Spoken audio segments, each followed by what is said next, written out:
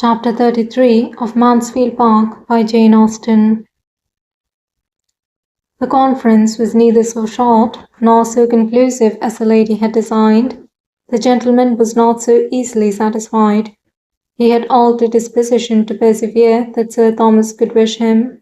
He had vanity, which strongly inclined him in the first place to think she did love him, though she might not know it herself, and which, secondly, when constrained at last to admit that she did know her own present feelings, convinced him that he should be able in time to make those feelings what he wished. He was in love, very much in love, and it was a love which, operating on an active, sanguine spirit, of more warmth than delicacy, made her affection appear of greater consequence because it was withheld, and determined him to have the glory, as well as the felicity, of forcing her to love him. He would not despair, he would not desist. He had every well-grounded reason for solid attachment. He knew her to have all the worth that could justify the warmest hopes of lasting happiness with her. Her conduct at this very time, by speaking the disinterestedness and delicacy of her character, qualities which he believed most rare indeed, was of a sort to heighten all his wishes and confirm all his resolutions.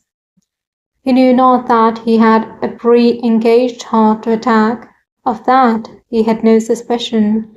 He considered her rather as one who had never thought on the subject enough to be in danger, who had been guarded by youth, a youth of mind as lovely as of person, whose modesty had prevented her from understanding his attentions, and who was still overpowered by the suddenness of addresses so wholly unexpected, and the novelty of a situation which her fancy had never taken into account. Must it not follow, of course, that, when he was understood, he should succeed? He believed it fully. Love, such as his, in a man like himself, must with perseverance secure a return, and at no great distance, and he had so much delight in the idea of obliging her to love him in a very short time, that her not loving him now was scarcely regretted. A little difficulty to be overcome was no evil to Henry Crawford. He rather derived spirits from it. He had been apt to gain hearts too easily. The situation was new and animating. To Fanny, however, who had known too much opposition all her life to find any charm in it, all this was unintelligible. She found that he did mean to persevere, but how he could, after such language from her as she felt herself obliged to use, was not to be understood. She told him that she did not love him, could not love him, was sure she never should love him, that such a change was quite impossible, that the subject was most painful to her, that she must entreat him never to mention it again, to allow her to leave him at once, and let it be considered as concluded forever. And when farther pressed, had added that in her opinion the dispositions were so totally dissimilar as to make mutual affection incompatible, that they were unfitted for each other by nature, education, and habit. All this she had said, and with the earnestness of sincerity. Yet this was not enough, for he immediately denied there being anything uncongenial in their characters, or anything unfriendly in their situations, and positively declared that he would still love and still hope. Fanny knew her own meaning, but was no judge of her own manner. Her manner was incurably gentle, and she was not aware how much it concealed the sternness of her purpose. Her diffidence, gratitude, and softness made every expression of indifference seem almost an effort of self-denial, seem at least to be giving nearly as much pain to herself as to him. Mr. Crawford was no longer the Mr. Crawford who, as a clandestine, insidious, treacherous admirer of Maria Bertram, had been her abhorrence, whom she had hated to see or to speak to, in whom she could believe no good quality to exist, and whose power, even of being agreeable, she had barely acknowledged. He was now the Mr. Crawford who was addressing herself with ardent, disinterested love. His feelings were apparently become all that was honourable and upright. His views of happiness were all fixed on a marriage of attachment. He was pouring out his sense of her merits, describing and describing again his affection, proving as far as words could prove it, and in the language, tone, and spirit of a man of talent too, that he sought her for her gentleness and her goodness, and to complete the whole, he was now the Mr. Crawford who had procured William's promotion. Here was a change, and here were claims which could not but operate. She might have disdained him in all the dignity of angry virtue in the grounds of Southerton or the theatre at Mansfield Park, but he approached her now with rights that demanded different treatment. She must be courteous, and she must be compassionate. She must have a sensation of being honored, and whether thinking of herself or her brother, she must have a strong feeling of gratitude. The effect of the whole was a manner so pitying and agitated, and words intermingled with her refusal so expressive of obligation and concern, that to a temper of vanity and hope like Crawford's, the truth, or at least the strength of her indifference, might well be questionable. And he was not so irrational as Fanny considered him, in the professions of persevering, assiduous, and not desponding attachment which closed the interview. It was with reluctance that he suffered her to go, but there was no look of despair in parting to belie his words, or give her hopes of his being less unreasonable than he professed himself. Now she was angry. Some resentment did arise at a perseverance so selfish and ungenerous. Here was again a want of delicacy and regard for others which had formerly so struck and disgusted her. Here was again a something of the same Mr. Crawford whom she had so reprobated before. How evidently was there a gross want of feeling and humanity where his own pleasure was concerned, and alas! Have always known no principle to supply as a duty what the heart was deficient in. Had her own affections been as free as perhaps they ought to have been, he never could have engaged them. So thought Fanny, in good truth and sober sadness, as she sat musing over that too great indulgence and luxury of a fire upstairs, wondering at the past and present, wondering at what was yet to come, and in nervous agitation which made nothing clear to her but the persuasion of her being never under any circumstances able to love Mr. Crawford, and the felicity of having a fire to sit over and think of it. Sir Thomas was obliged himself to wait till the morrow for a knowledge of what had passed between the young people. He then saw Mr. Crawford and received his account. The first feeling was disappointment.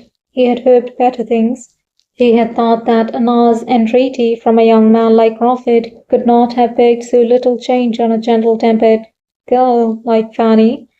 But there was speedy comfort in the determined views and sanguine perseverance of the lover, and when seeing such confidence of success in the principle, Sir Thomas was soon able to depend on it himself.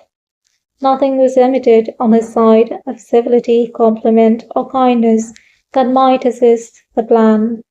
Mr. Crawford's steadiness was honoured, and Fanny was praised, and the connection was still the most desirable in the world. At Mansfield Park, Mr. Crawford would always be welcome. He had only to consult his own judgment and feelings as to the frequency of his visits, at present or in future. In all his niece's family and friends, there could be but one opinion, one wish on the subject. The influence of all who loved her must incline one way. Everything was said that could encourage. Every encouragement received with grateful joy, and the gentlemen parted the best of friends. Satisfied that the cause was now on a footing the most proper and hopeful, Sir Thomas resolved to abstain from all farther importunity with his niece, and to show no open interference. Upon her disposition he believed kindness might be the best way of working. Entreaty should be from one quarter only. The forbearance of a family on a point, respecting which she could be in no doubt of their wishes, might be the surest means of forwarding it. Accordingly, on this principle, Sir Thomas took the first opportunity of saying to her, with a mild gravity intended to be overcoming, "Well, Fanny, I have seen Mr. Crawford again, and learned from him exactly how matters stand between you. He is a most extraordinary young man, and whatever be the event, you must feel that you have created an attachment of no common character. Though young as you are, and little acquainted with the transient, varying, unsteady nature of love as it generally exists, you cannot be struck, as I am, with all that is wonderful in a perseverance of this sort against discouragement. With him, it is entirely a matter of feeling. He claims no merit in it, perhaps is entitled to none. Yet, having chosen so well, his constancy has a respectable stamp. Had his choice been less unexceptionable, I should have condemned his persevering. Indeed, sir, said Fanny, I am very sorry that Mr. Crawford should continue to know that it is paying me a very great compliment, and I feel most undeservedly honoured. But I am so perfectly convinced, and have told him so, that it never will be in my power. My dear, interrupted Sir Thomas, there is no occasion for this. Your feelings are as well known to me as my wishes and regrets must be to you. There is nothing more to be said or done. From this on, the subject is never to be revived between us. You will have nothing to fear or to be agitated about. You cannot suppose me capable of trying to persuade you to marry against your inclinations. Your happiness and advantage are all that I have in view, and nothing is required of you but to bear with Mr. Crawford's endeavours to convince you that they may not be incompatible with his. He proceeds at his own risk. You are on safe ground. I've engaged for your seeing him whenever he calls, as you might have done had nothing of this sort occurred. You will see him with the rest of us in the same manner, and as much as you can, dismissing the recollection of everything unpleasant. He leaves Northamptonshire so soon that even this slight sacrifice cannot be often demanded. The future must be very uncertain, and now, my dear Fanny, the subject is closed between us. The promised departure was all that Fanny could think of with much satisfaction. Her uncle's kind expressions, however, and forbearing manner were sensibly felt, and when she considered how much of the truth was unknown to him, she believed she had no right to wonder at the line of conduct he pursued. He, who had married a daughter to Mr. Rushworth, romantic delicacy was certainly not to be expected from him. She must do her duty, and trust that time might make her duty easier than it now was. She could not, though only 18, suppose Mr. Crawford's attachment would hold out forever. She could not but imagine that steady, unceasing discouragement from herself would put an end to it in time. How much time she might, in her own fancy, allot for its dominion is another concern. It would not be fair to inquire into a young lady's exact estimate of her own perfections. In spite of his intended silence, Sir Thomas found himself once more obliged to mention this subject to his niece, to prepare her briefly for its being imparted to her aunts, a measure which he would still have avoided, if possible, but which became necessary from the totally opposite feelings of Mr. Crawford as to any secrecy of proceeding. He had no idea of concealment. It was all known at the parsonage, where he loved to talk over the future with both his sisters, and it would be rather gratifying to him to have enlightened witnesses of the progress of his success. When Sir Thomas understood this, he felt the necessity of making his own wife and sister-in-law acquainted with the business without delay, though, on Fanny's account, he almost dreaded the effect of the communication to Mrs. Norris as much as Fanny herself. He deprecated her mistaken but well-meaning zeal. Sir Thomas, indeed, was by this time not very far from classing Mrs. Norris as one of those well-meaning people who are always doing mistaken and very disagreeable things. Mrs. Norris, however, relieved him. He pressed for the strictest forbearance and silence towards their niece. She not only promised, but did observe it. She only looked her increased ill-will. Angry she was, bitterly angry, but she was more angry with Fanny for having received such an offer than for refusing it. It was an injury, an affront to Julia, who ought to have been Mr. Crawford's choice, and independently of that, she disliked Fanny because she had neglected her, and she would have grudged such an elevation to one whom she had been always trying to depress. Sir Thomas gave her more credit for discretion on the occasion than she deserved, and Fanny could have blessed her for allowing her only to see her displeasure and not to hear it. Lady Bertram took it differently. She had been a beauty, and a prosperous beauty, all her life, and beauty and wealth were all that excited her respect. To know Fanny to be sought in marriage by a man of fortune raised her, therefore, very much in her opinion, by convincing her that Fanny was very pretty, which she had been doubting about before, and that she would be advantageously married. It made her feel a sort of credit in calling her niece.